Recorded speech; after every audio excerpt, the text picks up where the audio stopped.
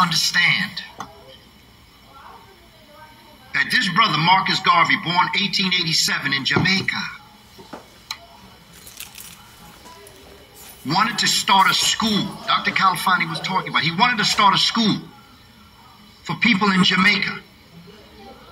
And he had heard about a man by the name of Booker T. Washington, who had started Tuskegee Institute in Tuskegee, Alabama. So we contacted Booker T. Washington and asked him, can I come down and talk to you to see how you developed your school? I'd like to start a Tuskegee Institute like yours in Jamaica for the people. So Booker T. Washington said, come on. By the time Marcus Garvey made it up to the United States, Dr. Washington had died. But Marcus Garvey said, you know something? I'm not going to go back to Jamaica. There's a lot of stuff happening. So he came up to Harlem, New York. And he decided that he was going to begin to associate with the African American community. He was going to unite the people of different varying backgrounds of African descent. And so he developed an organization known as the Universal Negro Improvement Association, the UNIA. And he said, we're going to develop an organization that is going to have Africans from wherever they are, whether they are at home in Africa or abroad anywhere in the world. We're going to start to unite them because we can see they're dividing us. They're dividing Jamaicans from Puerto Ricans, from Dominicanos, from Cubanos, from Haitians, from African Americans in Chicago. They're separating us from our complexion and our hair texture, our gender, our age.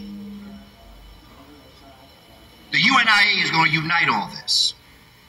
And he said, this is for Africans at home and abroad, and that Ethiopia one day is going to stand righteous and kings will return to the throne. Ethiopian kings will return to the throne. This was his proverb. Ethiopians will return to the throne. Well, in 1940, Marcus Garvey died in London, in the United Kingdom. In the early 40s, there was a gentleman that left Ethiopia. His name was Tafari Makonnen, but he was a mayor, and so he was called Ras Tafari Makonnen. When Tafari Makonnen returned back to Ethiopia to assume authority to become the emperor of Ethiopia, there was a minister from Jamaica by the name of Reverend McPherson who attended the coronation in Ethiopia. And he watched Tafari Makonnen ascend the throne in Ethiopia, and he corrected his name. He changed his name from Ras Tafari Makonnen to Haile Selassie. McPherson was a Garveyite. He was part of the UNIA. So he returned to Jamaica and he said, you know something? I saw the prophecy of Marcus Mosiah Garvey come true.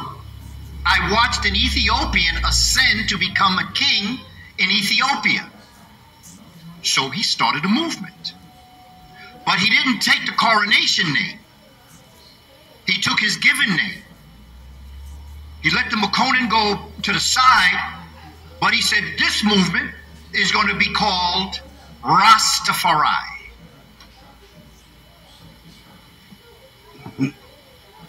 This was the connection of Ethiopia to Jamaica. Now, as you know, there's quite a few brothers and sisters who have come forward and they dedicated music and poetry in dedication as it relates to the verbalization or the vocalization of this movement known as Rastafari, and this music is called reggae music. Okay, remember now, you're dealing with Pan-Africanism. You're dealing with Africans all over the world. So what did they do in República Dominicana? They got reggaeton. They took reggae with the music of the Dominican Republic and blended it together.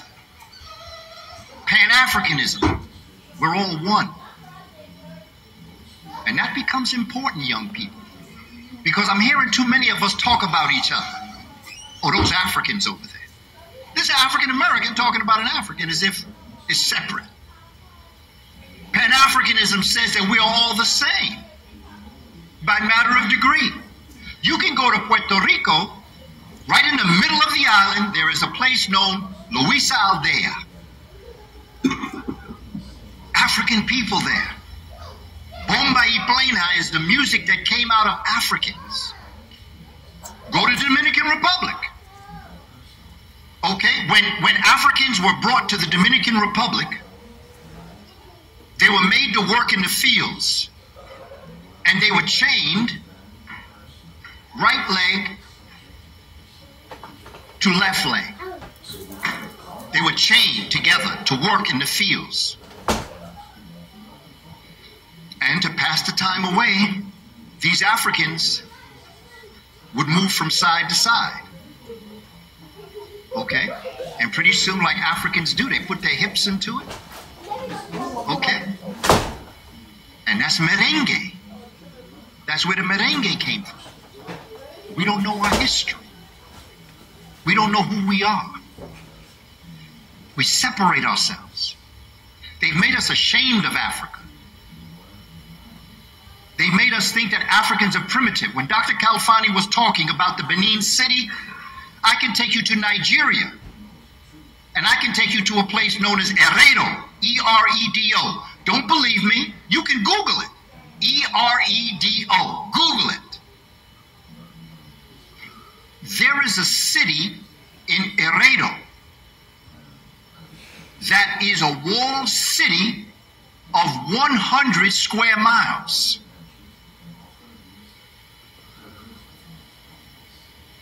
But the city itself is 400 square miles in its size. 400 square miles. You know, from where I live in the Bronx to Philadelphia is 90 miles. DC is 325 miles. Do you know what it would be like to live in a city that if you walk from one side to the other, it would be equivalent to traveling somewhere from Bronx, New York to Virginia? One city. And this city was up 1000 AD. They have 2-story buildings. Again, young people, don't believe me, because I'm not here to make you believe me. I'm here to make you think. But it's not just about... I got to come down here because I got to get close. I can't let this happen. It's not just about the idea of you knowing this. What you gonna do? What are you gonna do when all is said and done? Each and every one of you is a genius.